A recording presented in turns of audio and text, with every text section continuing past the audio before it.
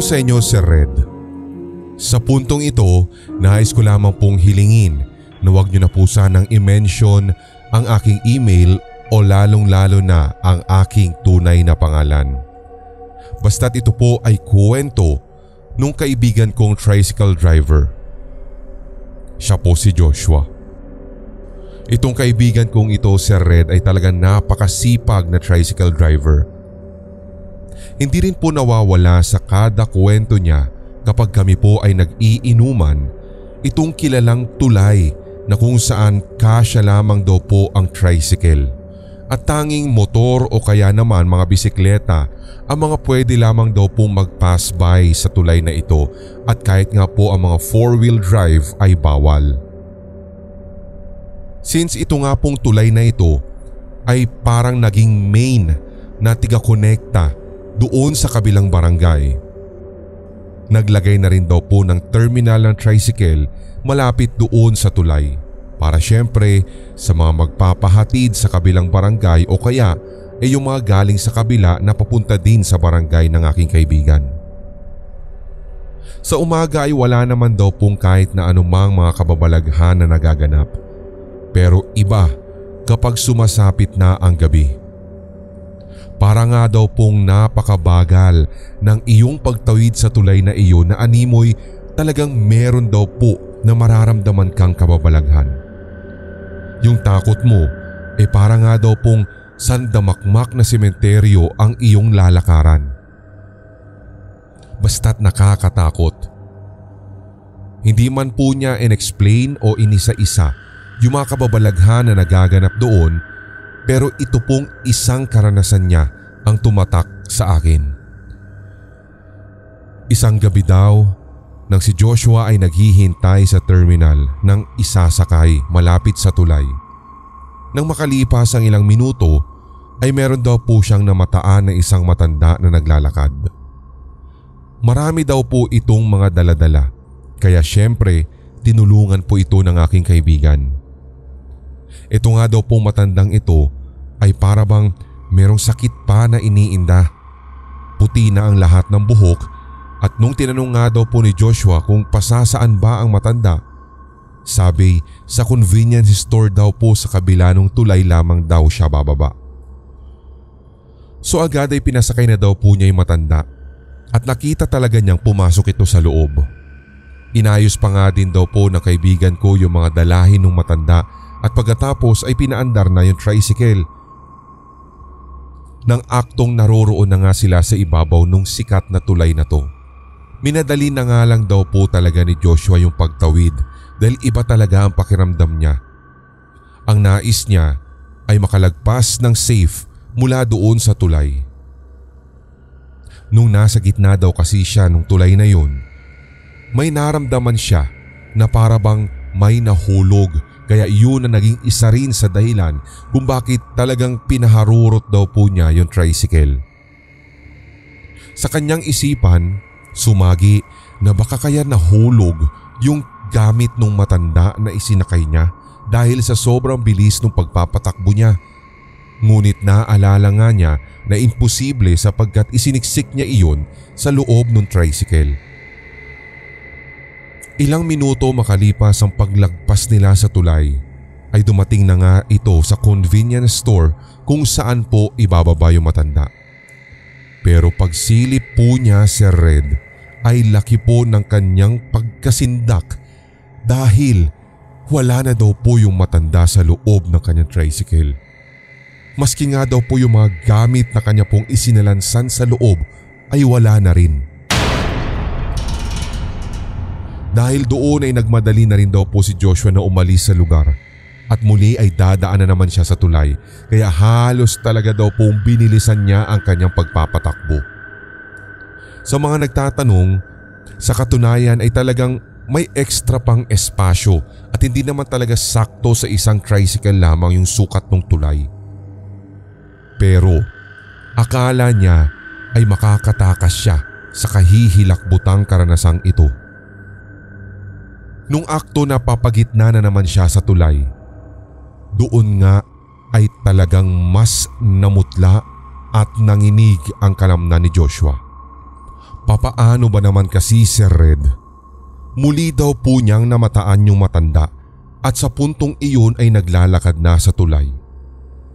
Nang mailawan nga daw nito yung itsura ng matanda, doon ay nabakas niya sa mukha nito na para bang galit na galit ito, at ang mas ikinahilakbot pa nga daw po niya Sir Red ay nung matamaan daw po ng ilaw o ng headlight ng kanyang tricycle ang mga mata ng matanda. Gayon na lamang daw ang tila baga pagningning nito nakahalintulad sa mga mata ng mga aso at pusa sa tuwing natatamaan ng liwanag sa gitna ng dilim. Magkagayon man Sir Red, tinapangan ni Joshua ang kanyang kalooban.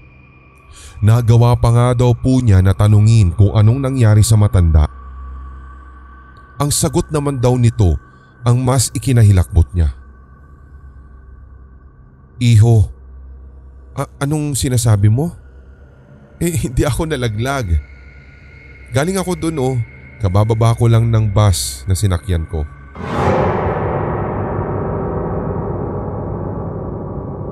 Kahit aware o consciously, alam na alam ni Joshua na meron na ngang nagaganap na kababalaghan at ang kanyang kinakausap ay hindi na isang tunay na tao.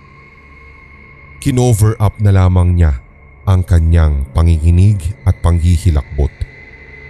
Hindi siya nagpahalata ng kahit na anuman sa matanda, kahit na sa pakiramdam daw po niya ay para bang nilalamig na siya at ang mga titig ng matanda sa kanya ay talagang makahulugan. Agad-agad ay nagpaalam na daw po si Joshua at sinabing, "Sige po pala Nay, alis na po ako ha." At umalis na po siya agad at hinarurot na naman niya ang tricycle.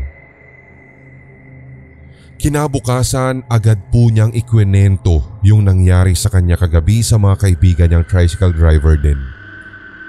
Otomatiko, pagkakwento niya nito, gulat din daw po ang mga kasamahan niya. Ang sabi pa nga daw nung isang kaibigan niyang driver ay kilala daw nila yung matanda at minsan ay naisakay na rin daw nila sa parehong oras.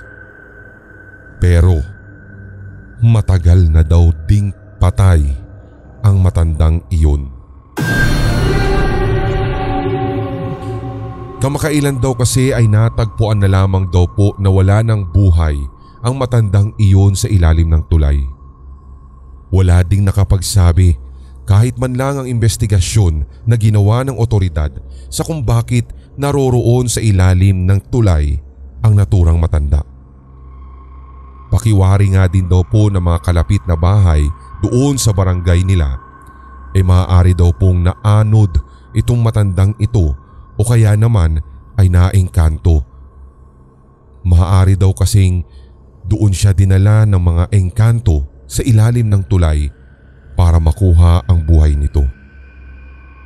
Meron nga ding teorya na sinasabi yung ilan pang mga drivers na kasamahan ni Joshua na kung naengkanto man daw yung matandang iyon, marahil ang pinakahuling nakita niya ay baka may tulay sa ilalim nung tulay mismo na dinadaanan ng mga tricycle.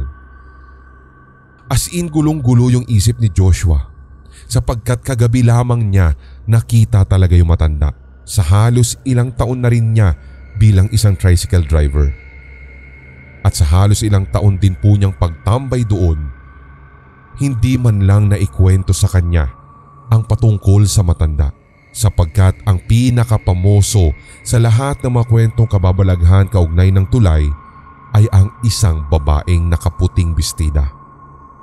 Ang kwento naman nila, ito daw babaeng ito ay nagpatiwakal sa pamamagitan ng pagtalon sa tulay. Maaaring ito rin ang itinuturong dahilan sa sinasabing pagkaengkanto ng matanda. Doon ay nabuo ang haka-haka ng ilan na maaaring simula nga nang may magpatiwakal sa naturang tulay ay taon-taon nang kukuha ng buhay ang tulay. Kung tutuusin ay nais pa nga daw pong buuhin ni Joshua ang kwento kaugnay ng pagpapakita sa kanya ng matanda. Pero hindi na lamang daw po niya ginawa at baka mas lalo pa siyang matakot sa iba pa niyang malalaman. Sa pamamagitan daw nun, irerespeto na lamang daw po niya ang nawalang buhay ng matanda.